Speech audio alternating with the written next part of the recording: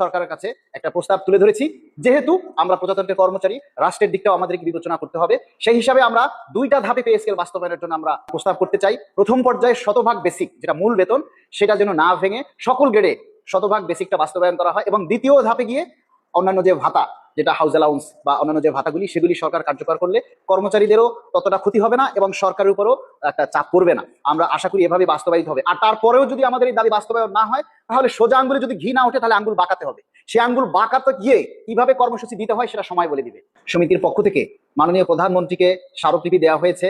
মাননীয় প্রধানমন্ত্রীর সাথে সাক্ষাতের জন্য আমরা আবেদন করেছিলাম। এরপরে আপনারা ইতিমধ্যে দেখেছেন যে বিভিন্ন মিডিয়ায় প্রচার করেছে যে আমরা চট্টগ্রামে প্রতিনিধি সমাবেশ করেছি, মানিকগঞ্জে করেছি, পটুয়াখালীতে করেছি, খুলনাতে করেছি, এবং সর্বশেষ 16ই মে আমরা জাতীয় প্রেস ক্লাবে আমরা প্রতিনিধি সমাবেশ এবং একটা মৌন মিছিল করেছি, যার মাধ্যমে আমরা আমাদের দাবির কথাগুলি সরকারের উচ্চ পর্যায়ে আমরা জানিয়েছি। এবং তাছাড়াও কিন্তু আমরা বিভিন্ন সময় বিভিন্ন মন্ত্রী সচিবদের সাথে আমরা যোগাযোগ করার চেষ্টা করেছি। নানাভাবেই আমাদের দাবির কথা আসলে আমরা উত্থাপন করেছি, যাতে সরকারি কর্মচারীদের এই যে নবম পে স্কেল, সেটা যেন সময় উপযোগী একটা স্কেল কর্মচারীরা পায়, সেই দাবিটা আমরা আগেও জানিয়েছি, এখনো জানাচ্ছি। তারা কোনো আশ্বাস দিয়েছে কিনা? আশ্বাস বলতে তো আপনারা আসলে দেখতেই পাচ্ছেন যে মিডিয়াতে আমরা সকালে, বিকালে, রাতে, সন্ধ্যায়, মানে প্রতি ঘন্টায় ঘন্টায় আমরা খবর পাচ্ছি যে এটা হচ্ছে, ওইটা হচ্ছে, কিন্তু সরকার থেকে সরাসরি কোনো বিবৃতি বা আনুষ্ঠানিক কোনো ঘোষণা কিন্তু আমরা পাইনি, যার কারণে কর্মচারীদের মধ্যে একটা অসন্তোষ বা ক্ষোভ সেটা কিন্তু বিরাজ করছে। কেননা বিভিন্ন পত্রিকায় শুধু প্রচারিত হচ্ছে, বিভিন্ন টিভি চ্যানেলে আমরা দেখছি, কিন্তু যে কথাগুলি টিভি চ্যানেলে বা বিভিন্ন পত্রিকায় প্রচার হচ্ছে, সেই কথাটাই আমরা সরকারের নীতি নির্ধারকদের কাছ থেকে আনুষ্ঠানিকভাবে ঘোষণা চাই, যাতে কর্মচারী অঙ্গনে স্বস্তি ফিরে আসে। যদি আপনাদের পুরো দাবি যদি পূরণ না হয়, তবে আপনাদের পরবর্তী কর্মসূচি কি হতে পারে? আমরা চাই আগামী যে বাজেট অধিবেশন হবে, সেই বাজেট অধিবেশনেই যাতে আমাদের এই নবম পে স্কেল বাস্তবায়িত হয়, সেই বাস্তবায়নের জন্য প্রয়োজনীয় বরাদ্দ রাখা হয়। এটা আমরা আগেও বলেছি, এখনো বলছি।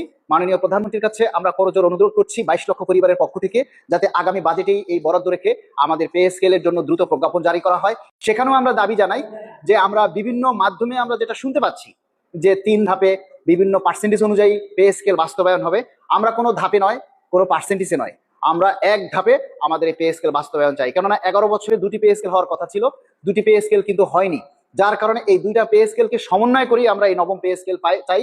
এবং দ্রব্যমূল্যের সাথে আসলে কর্মচারীরা আর পারতেছে না, প্রতিটা কর্মচারী ঋণগ্রস্ত হয়ে গেছে, বিভিন্নভাবে তারা জর্জরিত হয়ে যাচ্ছে।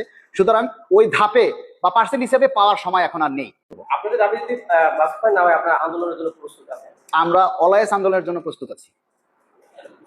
এবার স্কেল যদি বাস্তবায়িত হয় বা বাজেটে যদি বরাদ্দ রাখে, দ্রব্যমূল্যের দাম কেন বাড়াতে হবে? আমাকে এই প্রশ্নের উত্তর দেন।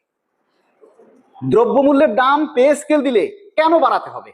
আমার বেতন বাড়ছে না 11 বছরে, 11 বছর পর আমার বেতন বাড়ছে, 11 বছর পর আমার বেতন বাড়ালে কেন দ্রব্যমূল্যের দাম বাড়াতে হবে? আমি সেই প্রশ্নটা করতে চাই সাধারণ মানুষের কাছে, কেন বাড়াতে হবে?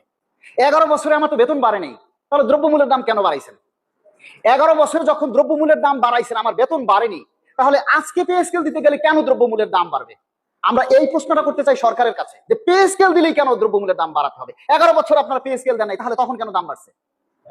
11 বছরে একটা কর্মচারীর বেতন বাড়েনি, 11 বছরে দেখেন 25 টাকার চালের কেজি আজকে 80 টাকা হয়েছে, আপনার 60 টাকা 70 টাকা সয়াবিন তেলের দাম আজকে 200 টাকা হয়েছে। কেন হয়েছে? তাহলে 11 বছরের দাম, বেতন বাড়েনি, আপনার দাম বাড়ছে, আর এখন পে স্কেল দিতে গেলেই কেন দ্রব্যমূল্যের দাম বাড়বে? আমরা ধিক্কার জানাই এই সমস্ত ব্যবসায়ীদেরকে যারা এই সিন্ডিকেট করে। এবং সরকার যদি শক্ত হাতে এই পে স্কেল দেওয়ার পর যদি ব্যবসায়ীদের সিন্ডিকেট কন্ট্রোল না করে, বাজার দর কন্ট্রোল না করে, এদিকে বেতন বাড়ালেন, এদিকে দ্রব্যমূল্যের দাম বাড়ালেন, তাহলে আমাদের এই পে স্কেল চাইলে না পয়সার উপকারে আসবে না।